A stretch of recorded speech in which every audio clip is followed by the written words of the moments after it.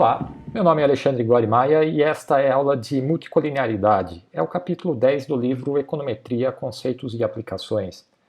Multicolinearidade é a relação de dependência linear entre as variáveis explicativas ou regressores do modelo de regressão múltipla.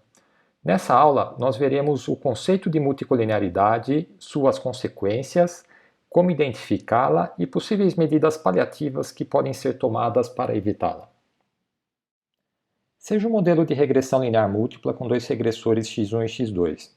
A variabilidade explicada pelo modelo pode ser decomposta em diferentes componentes, dependendo do grau de associação linear entre x1 e x2.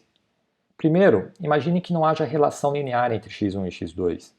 Por exemplo, se eu regredir a produção agrícola y de estabelecimentos pertencentes a um mesmo município, com uma função da área x1 e precipitação x2. Provavelmente não haverá relação entre x1 e x2, pois a chuva tende a estar aleatoriamente distribuída em um mesmo município. Nesse caso, a variabilidade explicada pelo modelo de regressão, que é a soma dos quadrados da regressão, será decomposta em dois conjuntos disjuntos. Um representando a variabilidade explicada exclusivamente por x1, a área azul, e outro representando a variabilidade explicada exclusivamente por x2, a área verde. Em outras palavras, se ajustarmos dois modelos de regressão simples separadamente, um para o regressor x1 e outro para o regressor x2, a soma das respectivas soma dos quadrados da regressão desses modelos simples será igual à soma dos quadrados da regressão do modelo múltiplo com as duas variáveis. Outro resultado interessante nesse caso é que os coeficientes angulares dessas regressões simples, β1 e β2, serão idênticos aos coeficientes da regressão múltipla. No outro extremo, pode haver relação linear exata entre os regressores x1 e x2.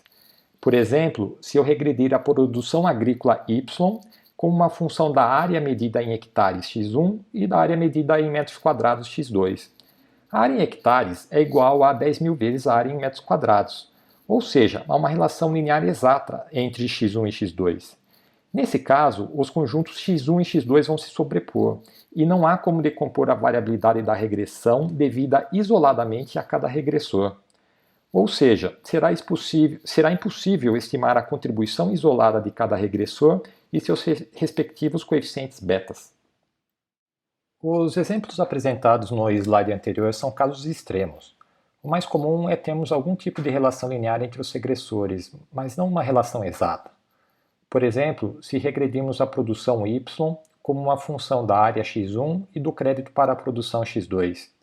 Provavelmente haverá algum tipo de relação linear entre x1 e x2, pois a área pode ser usada como um colateral na obtenção do crédito. Mas provavelmente essa relação não será exata. Nesse caso, a variabilidade de y explicada pela regressão será decomposta em três componentes. Uma parcela devida isoladamente a x1, outra parcela devida isoladamente a x2 e uma parcela associada conjuntamente às variáveis x1 e x2, que é a área laranja. A aula da contribuição marginal descreve como estimar cada parcela da variabilidade. A relação linear entre os regressores não impede a estimação do modelo por mínimos quadrados ordinários. O único problema é que, dependendo do grau de associação entre os regressores, pode ficar difícil identificar a contribuição isolada de um regressor. Por exemplo, caso haja uma relação muito forte entre os regressores x1 e x2, a maior parcela da variabilidade explicada pelo modelo será devida ao efeito conjunto dos dois regressores, a área laranja no gráfico. Ou seja, será difícil estimarmos a contribuição isolada de cada regressor, a área azul ou a área verde, assim como seus respectivos coeficientes beta. Em suma, a multicolinearidade representa a relação linear não exata entre os regressores x1 e x2, e a maior consequência é a dificuldade para estimar a contribuição isolada dos regressores. Em um modelo de regressão múltipla com k regressores x, haverá colinearidade perfeita ou exata quando um dos regressores for uma função linear exata dos demais. Por exemplo, a área em hectares é uma função linear exata da área em metros quadrados. A colinearidade perfeita impede as estimativas dos coeficientes e a sua ocorrência indica um erro de especificação do modelo. Afinal, não faria sentido utilizar dois regressores que representam exatamente a mesma coisa. Por sua vez, a multicolinearidade representa uma forte relação linear entre os regressores, mas não exata. Isso significa que cada regressor pode ser expresso por uma função linear dos demais. O erro V nessa função indica que a relação não é exata. A multicolinearidade não afeta as propriedades dos estimadores de MQO, ou seja, os estimadores continuam sendo não tendenciosos e os mais eficientes. O único problema é que, dependendo do grau de associação linear entre os regressores, será muito difícil estimar o efeito isolado desses regressores e seus respectivos coeficientes beta. É possível demonstrar que a variância dos estimadores está positivamente associada ao grau de multicolinearidade. Ou seja, quanto maior a multicolinearidade, maior será a variância dos estimadores e mais difícil será provar que as estimativas são estatisticamente diferentes de zero. Essa é a ideia do TST para os coeficientes. Nós já vimos a expressão matricial para a matriz de variância com variância dos estimadores. A ideia agora é desenvolver essa expressão matricial e representar a variância de cada estimador beta-j chapéu. Após algum esforço algébrico, chegaremos à conclusão que a variância do estimador beta-j chapéu depende de três termos. O primeiro é a variância da regressão, o sigma 2. Quanto maior a variabilidade dos erros, maior a variância do estimador. O segundo termo é a variabilidade dos valores de x, representado pelo somatório dos quadrados dos desvios de x no denominador. Quanto maior a variabilidade de xj, menor a variância do estimador. E, finalmente, o terceiro termo, que é denominado de fator inflacionário da variância, ou simplesmente FIV, é uma função de R2J. O R2J é o coeficiente de determinação da relação entre o regressor XJ e os demais regressores do modelo. A ideia é que, quanto maior o grau de multicolinearidade, maior será o R2J e, consequentemente, maior será a variância do estimador. Quando não houver relação entre o regressor XJ e os demais regressores do modelo, o FIV será igual a 1. À medida que nos aproximamos de uma relação exata entre XJ e os demais regressores, ou seja, à medida que o R2J se aproxima de 1, o FIV e a variância do estimador beta-j chapéu se aproximarão do infinito.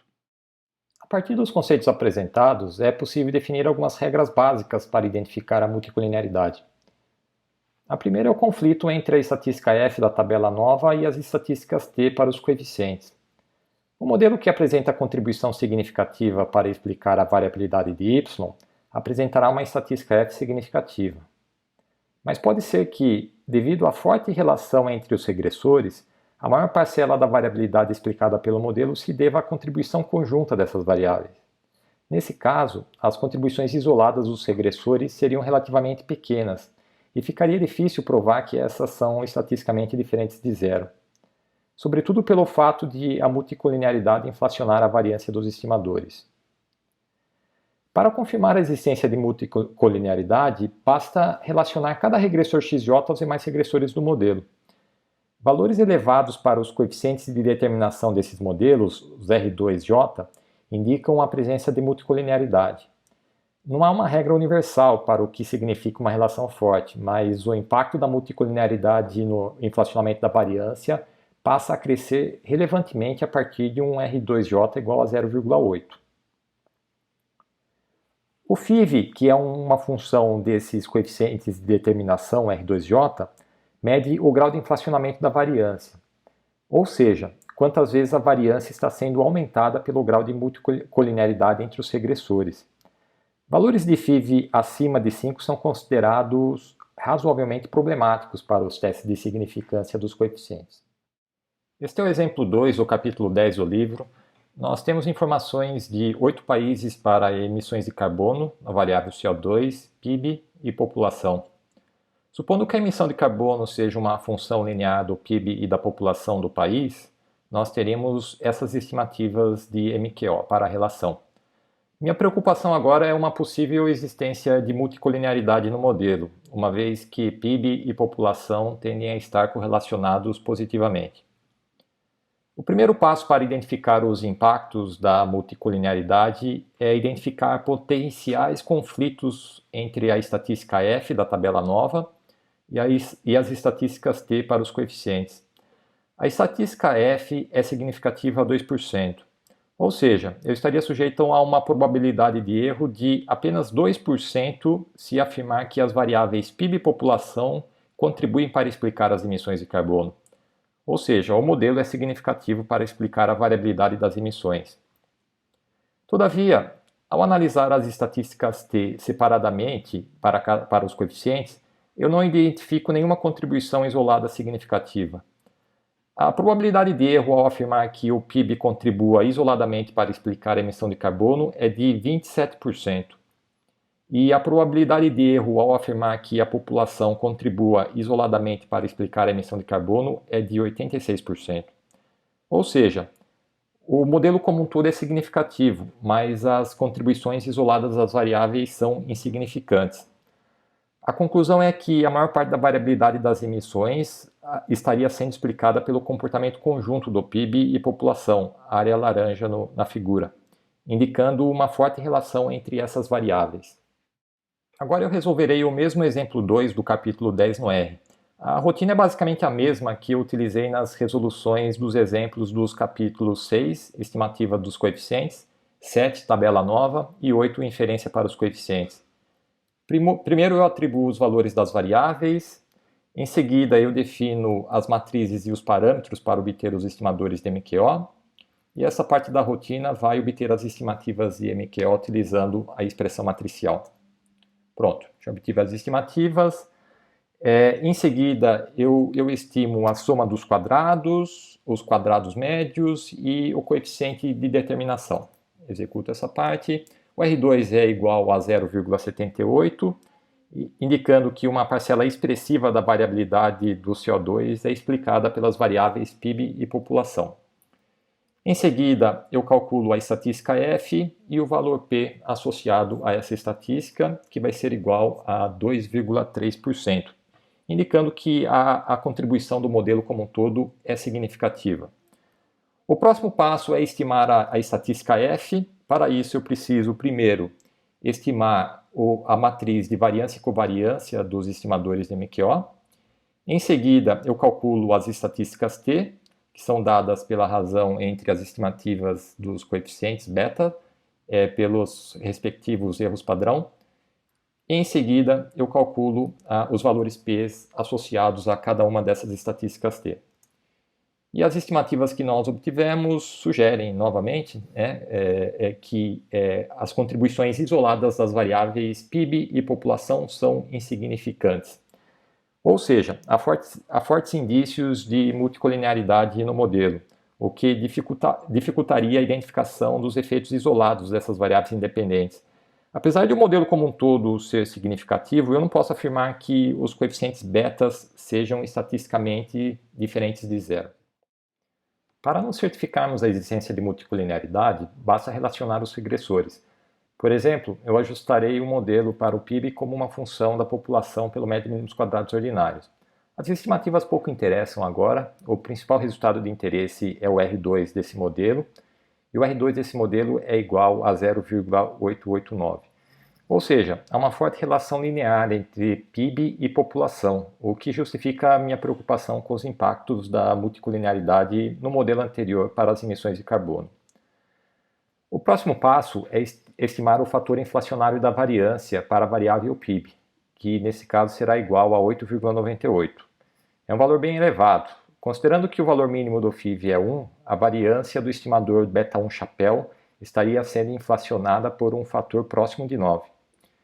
Como eu possuo apenas 2 regressores no modelo de emissões de carbono, não é necessário ajustes adicionais para identificar multicolinearidade. Isso porque o R2 de um modelo para a população como uma função do PIB seria também igual a 0,889, assim como o FIV para a variável população seria igual a 8,98. Caso houvesse 3 regressores, eu ajustaria 3 modelos, um para cada regressor como função dos demais. Eu estimaria o FIV para cada um dos 3 regressores, identificando a variável que é mais afetada pela multicolinearidade. Agora eu apresentarei os resultados do ajuste do PIB como uma função da população no R.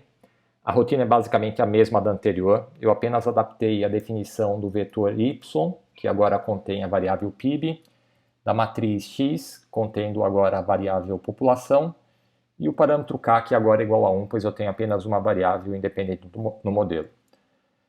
Primeiro eu obtenho as estimativas de MQO para os coeficientes, mas o que de fato me interessa é o R2 desse modelo. para obter o R2 eu preciso primeiro estimar a soma dos quadrados e finalmente eu tenho a estimativa do R2 para a relação do PIB como uma função da população. A estimativa que eu obtenho, como nós já vimos, é igual a 0,889. Isso significa que há uma forte relação entre os regressores PIB e população, o que é um indício de multicolinearidade no modelo para as emissões de carbono. E o que pode ser feito quando há multicolinearidade em um modelo? Na maioria dos casos, a resposta é nada além de destacar sua presença nas análises. Primeiro, porque a multicolinearidade não afeta as propriedades dos estimadores de MQO. Esses continuam sendo não tendenciosos e os mais eficientes. Segundo, porque a multicolinearidade reflete um comportamento natural dos regressores, sobretudo em estudos observacionais como nós temos em economia. Todavia, caso a multicolinearidade esteja lhe incomodando demasiadamente, por exemplo, porque não é possível comprovar uma hipótese muito importante, há algumas medidas paliativas que podem ser adotadas. Nós vimos que a variância do estimador depende de três componentes: o FIV, a variabilidade do regressor XJ e a variância da regressão σ2. Eu posso amenizar os impactos de um valor elevado de FIV mexendo no somatório de x minúsculo ou no sigma. Por exemplo, se eu aumentar o denominador, aumentando a variabilidade do regressor, eu posso compensar o valor elevado do FIV. Isso pode ser feito aumentando o tamanho da amostra, pois assim o somatório de x minúsculo aumentaria naturalmente. Outra solução seria melhorar a qualidade do ajuste para reduzir o numerador σ2, o que é uma medida de variabilidade quadrática dos erros. Para melhorar a qualidade do modelo, eu poderia, por exemplo, modificar a sua forma funcional, como nós vimos no capítulo 4. Além de transformar a forma funcional de linear para log, por exemplo, eu posso também substituir os regressores. Por exemplo, ao invés de regredir as emissões de carbono como uma função do PIB e da população, eu poderia regredir as emissões per capita como uma função do PIB per capita. Eliminaria assim a relação entre os regressores, mas claro, essa transformação alteraria as variáveis de estudo e estaria condicionada aos objetivos da análise. Outra possibilidade não muito recomendada é eliminar um dos regressores que esteja causando a multicolinearidade. O grande problema é que a exclusão de um regressor pode causar um viés nas estimativas, denominado na literatura de viés de omissão. Esse é um problema com certeza muito mais grave que a multicolinearidade. No exemplo das emissões de carbono como uma função do PIB da população, eu poderia transformar minhas variáveis de estudo. Por exemplo, relacionando as emissões per capita de carbono como uma função do PIB per capita. O R2 que eu obteria nesse novo modelo é também elevado e significativo. O R2 é 0,77 e o valor P é inferior a 1%. Ou seja, o PIB per capita contribui significativamente para explicar a variabilidade das emissões per capita de carbono. Se o objetivo do estudo é simplesmente provar que o aumento da riqueza aumenta as emissões de carbono, essas estimativas comprovariam a minha hipótese. Nesse caso, a população seria apenas uma variável de controle. Todavia, se o objetivo do estudo é avaliar os impactos isolados das duas variáveis, PIB e população, eu deveria pensar em outras estratégias. A transformação logarítmica poderia ser uma transformação para melhorar a qualidade do ajuste, o σ2. Outra possibilidade é eliminar um dos regressores. Por exemplo, eu poderia eliminar a variável população e estimar a relação simples entre emissões de carbono e PIB. A exclusão de regressores é uma estratégia muito perigosa, pois pode gerar viés de omissão. Esse viés parece não ser muito grave no nosso exemplo, pois as estimativas para os coeficientes associados à variável PIB nos dois modelos são muito semelhantes, 0,030 no primeiro e 0,035 no segundo. A grande vantagem da exclusão da variável população é que eu eliminei a multicolinearidade do modelo, e a relação entre emissões de carbono e PIB passou a ser significativa. Mas, novamente, a exclusão de regressores deve ser feita com muita cautela, pois pode causar viés de omissão, que é um problema muito mais grave que a multicolinearidade. Agora eu farei no R as mesmas transformações das variáveis para eliminar a multicolinearidade.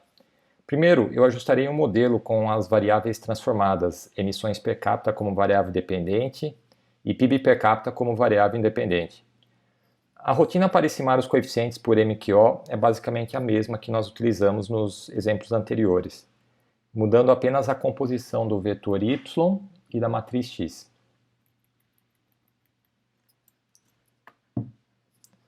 Obtidas as estimativas dos coeficientes, o próximo passo é analisar a significância do modelo. Como é um modelo de regressão linear simples, basta estimar o valor P do teste F, que será idêntico ao TST para o coeficiente da variável PIB per capita. Primeiro, eu estimo a soma dos quadrados, em seguida os quadrados médios e finalmente a estatística F e o valor P. O valor P é igual a 0,004, indicando uma contribuição significativa da variável PIB per capita para explicar o comportamento da variável emissões per capita de carbono. Eu posso ainda estimar o coeficiente de determinação desse ajuste, que será igual a 0,77. A segunda estratégia proposta para corrigir a multicolinearidade é a exclusão de um dos regressores. Nesse caso, eu excluirei a variável população, assumindo que o objetivo central da análise seja comprovar a existência de impactos do crescimento econômico, medido pelo PIB, sobre as emissões de carbono. Primeiro, eu defino o vetor y, a matriz x, e obtenho as estimativas de MQO para os coeficientes do modelo. Em seguida, eu analiso a significância do teste F. O primeiro passo é estimar a soma dos quadrados, em seguida os quadrados médios e finalmente a estatística F e o respectivo valor P dessa estatística. O valor P é igual a 0,04, indicando uma contribuição significativa do PIB para explicar o comportamento das emissões de carbono. Nós já vimos que o viés de omissão não parece ser um problema sério neste exemplo, mas é sempre importante ficar atento para as potenciais consequências das transformações das variáveis. Essas podem alterar pressupostos teóricos importantes sobre a forma de relacionamento das variáveis. Por hoje é só. Até a próxima aula.